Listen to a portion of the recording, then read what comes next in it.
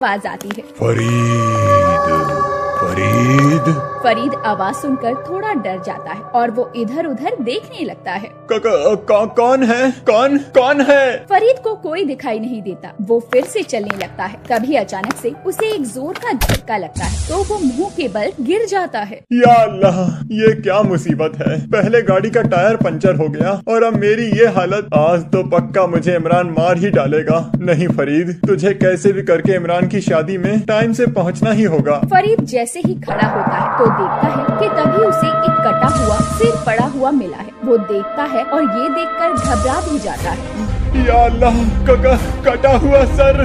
कटा हुआ सर देखकर फरीद के होश उड़ जाते हैं और वो वहाँ से तेज रफ्तार से दौड़ता जंगल के उस पार पहुँच जाता है। और फिर जब वो अपने दोस्त इमरान के घर पहुँचता है, जब तक इमरान की शादी हो चुकी थी, और फरीद की ऐसी हालत देखकर इमरान कहता है, या अल्लाह फरीद, तुम्हारी ये हालत कैसे हुई? सब खैरियत तो है? हाँ मेरे दोस्त, सब खैरियत है। बस आज आते समय मेरे साथ एक बड़ी ही अजीब सी चीज हुई। अजीब घटना? फरीद अपने दोस्त इमरान को सारी बात बताता है। ये सुनकर तो इमरान घबरा जाता है। या अल्लाह, कहीं तुम्हें सिर कटा भूत तो नहीं मिला था? अगर ऐसा है तो ये अच्छा नहीं हुआ। वो अब तुम्हें नहीं छोड़ेगा। तुम उस सिर कटे को लेकर इतना घबरा क्यों रहे हो और कुछ भी बोले जा रहे हो? तुम्हें नहीं पता, कुछ सालों पहले इस गांव में एक लड़के का सिर काट दिया गया था। जब से वो जंगल में भूत बनकर घूमता है और जिस किसी को भी अगर वो दिखाई दे जाए, समझो फिर वो सिर कटा भूत उसे नहीं छोड़ता। ये सब बेकार की बातें हैं। मैं इन सब बातों पर यकीन नहीं करता। अच्छा, मैं बहुत थक गया हूँ, अब मुझे सोने दो। रात बहुत हो चुकी थी और फरीद भी काफी थक चुका था, तो उसे लेटते ही नींद आ जाती है। अभी उसे सोते हुए कुछ देर ही हुई थी कि तभी जैसे ही रात के 2 बजते हैं, फरीद को कुछ अजीब सी आवाज सुनाई देती है। फरीद,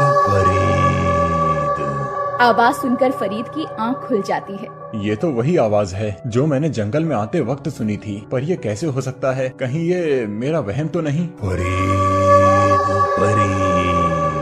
फरीद बाहर जाकर देखता है तो लगता है कि कोई उसे बुला रहा है। फरीद दरवाजा खोलकर बाहर चला जाता है, पर उसे दूर दूर तक कोई दिखाई नहीं देता। बड़ी अजीब बात है, यहाँ तो कोई नहीं है। वो कौन जा रहा है? फरीद को एक अनजान साया नजर आता है तो फरीद उसके पीछे पीछे चल देता है। रुको रुको, कहाँ जा रहे हो? मेरी बात सुनो। और जब फरीद वहाँ पहुँचता है तो उसके होश उड़ जाते हैं।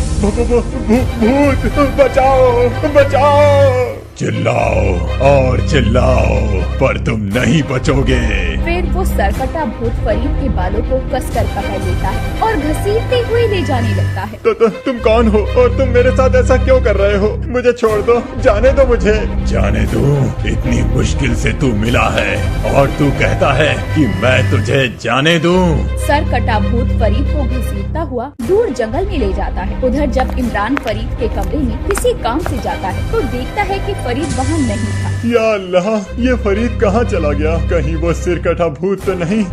मुझे जल्दी से फरीद को जाकर ढूंढना होगा। कहीं ऐसा न हो जाए कि वो सिर कटा भूत फरीद को अपना शिकार बना ले। इमरान जल्दी से गांव वालों को सारी बात बताता है। फिर सभी गांव वाले और इमरान जंगल की तरफ निकल जाते हैं और कुछ दूर जाने पर उन्हें फरीद की घड़ी पड़ी हुई मिलती है। ये गाड़ी तो फरीद की है जो मैंने उसे उसके जन्मदिन पर दी थी। इसका मतलब वो सिर कटा भूत पास में ही होगा। अगर मेरे दोस्त को कुछ हो गया तो मैं अपने आप को कभी माफ नहीं कर पाऊंगा। काश फरीद मेरी बात मान लेता, कम से कम उसके साथ सिर कटा भूत ये सब तो नहीं कर पाता। या अल्लाह, ना जाने वो सिर कटा भूत मेरे दोस्त फरीद को कहाँ ले गया होगा। इमरान अभी ये कह ही रहा था कि तभी एक जोर की चीख सुनाई देती है।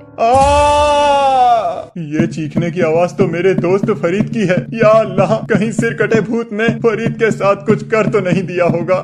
नहीं, ऐसा कुछ नहीं हुआ होगा। फरीद सही सलामत होगा। मुझे सर कटे भूत से जाकर फरीद को बचाना होगा, नहीं तो वो सिर कटा भूत फरीद से वो सब कुछ करा लेगा जो होना नहीं चाहिए। फिर सभी गांव वाले और इमरान जल्दी से चीखने की आवाज की तरफ बढ़ने लगते हैं। उधर सरकटा भूत फरीद के सर को अपने दांतों से घसीटते हुए ले जा रहा होता है। मुझे छोड़ दो, मुझे जाने दो। तुम मेरे साथ ऐसा क्यों कर रहे हो? आखिर मैंने तुम्हारा क्या बिगाड़ा है और तुम मुझे लेकर कहाँ जा रहे हो? बस थोड़ी देर और फिर तुम्हें सब पता चल जाएगा और फिर मैं आजाद हो जाऊंगा। ये सुनकर तो फरीद के होश उड़ जाते हैं। या अल्लाह, ये भूत क्या करने वाला है और आखिर ये मुझे कहाँ ले जा रहा है? सरकटा भूत फरीद को अपने दांतों से घसीटता हुआ एक खंडर में ले जाता है और जोर जोर से हंसना शुरू कर देता है।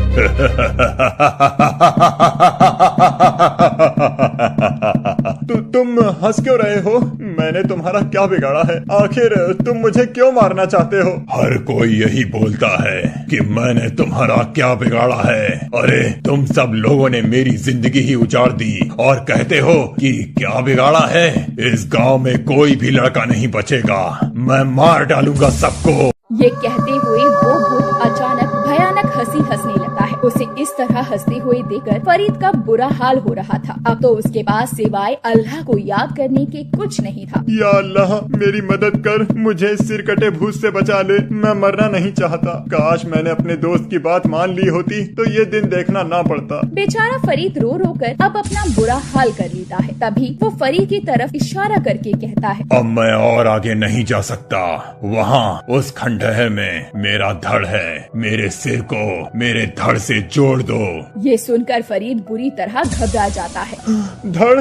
आपका धड़? हाँ, मेरा धड़ जो गांव वालों ने इस खंडहर में लाकर गाड़ रखा है। तुम्हें अब उस धड़ को लाकर मेरे सिर से जोड़ना होगा। बेचारा फरीद मरता क्या न करता, वो सर कटे भूत की बात मान लेता है और अंदर चला जाता है और जमीन खोदकर सर कटे भूत का धड़ निकाल लेता है। मेरा शरीर, अब मैं आजाद हो जाऊंगा और फिर मैं इन गांव वालों को नहीं छोड़ूंगा।